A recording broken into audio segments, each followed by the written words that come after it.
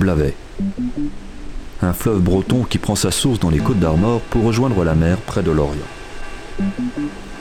En aval de Gouarec, la rivière subit la canalisation depuis plus de 2 siècles. Mais la création du barrage du lac de Garlédan en 1930 a mis fin à la navigation sur la partie du Blavet en aval de Mur de Bretagne.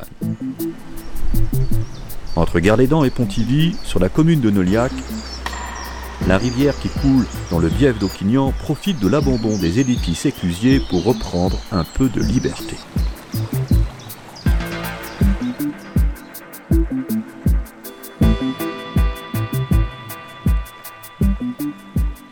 Ce bief a ceci de particulier que depuis 7 ans, les grandes vannes du barrage ont disparu et que c'est restauré un écoulement naturel sur l'ensemble du bief, avec des écoulements diversifiés, avec aujourd'hui nous sommes en juin des renoncules et des espèces piscicoles variées, avec notamment la réapparition de la truite.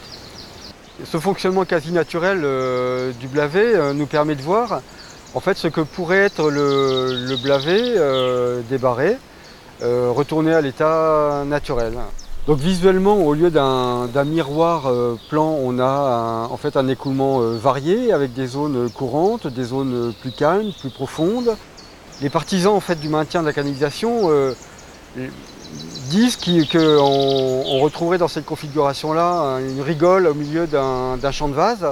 On voit bien que ce n'est pas le cas du tout. On retrouve des écoulements divers, courants à certains endroits, plus calmes à d'autres endroits. Le débit est d'environ 3 mètres cubes secondes, donc très très proche du minimum qu'on peut y trouver, puisque le débit ici est soutenu par le barrage de Garlédan. Donc c'est vraiment représentatif de ce que serait le Blavet décanalisé ici, mais également à l'aval de Pontivy par exemple.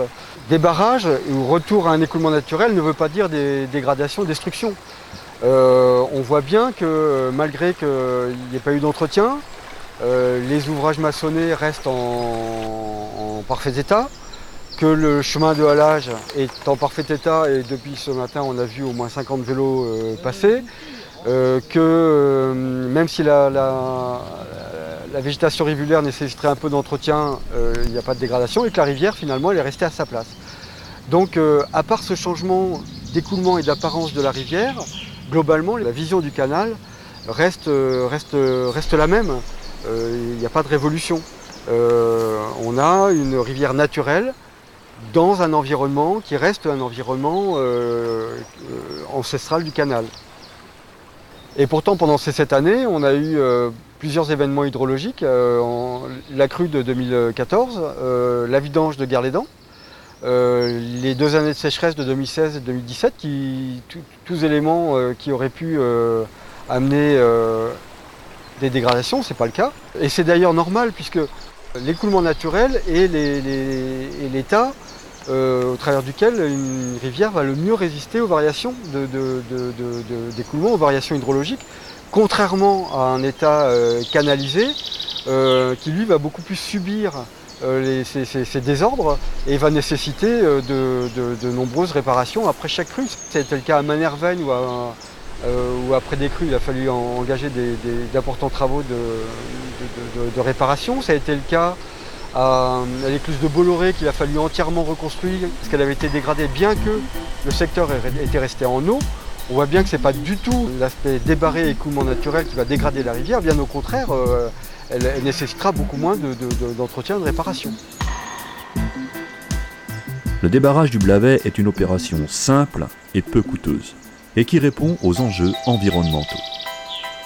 Donc le fait que le bief soit débarré ici, ça présente un intérêt pour la continuité écologique, un intérêt supplémentaire, d'autant plus qu'à 300 mètres en amont se trouve la confluence avec la rivière du Souquen, qui est une rivière qui vient de la forêt de Kénécan, qui traverse toute la commune de Cléguérec, qui est une rivière qui présente des habitats très intéressants pour la truite.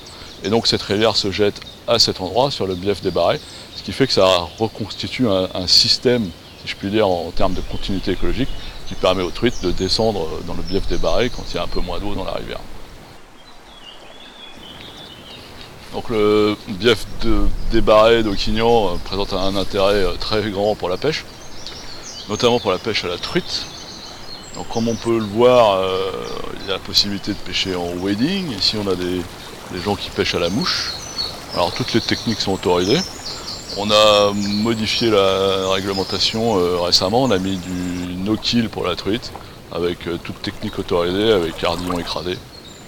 On a des profonds qui font qu'en fait on a un peuplement mixte et il est aussi possible sur ce bief de pêcher le brochet, ou le chevenne ou de pêcher la perche.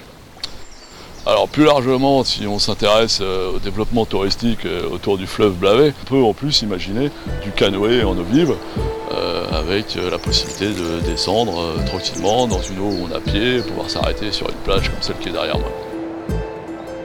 La rivière retrouve sa liberté, mais pour combien de temps encore? Pourtant, elle pourrait ressembler au Blavet sauvage de Saint-Aignan, en amont, qui coule au pied du barrage du lac de Gardédan sur plusieurs kilomètres.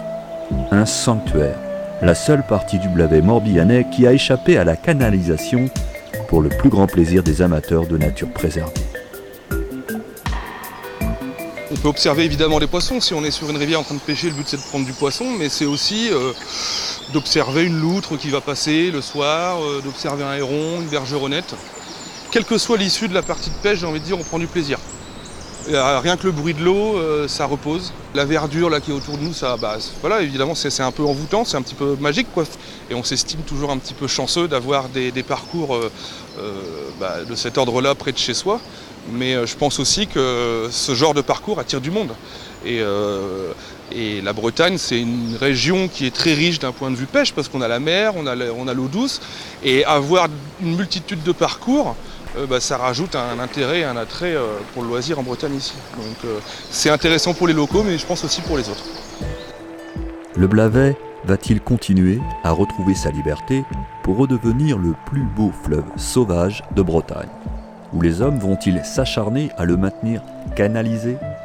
Alors que notre société est confrontée avec le changement climatique à des enjeux environnementaux croissants, la raison ne serait-elle pas, pour une fois, le choix de la nature?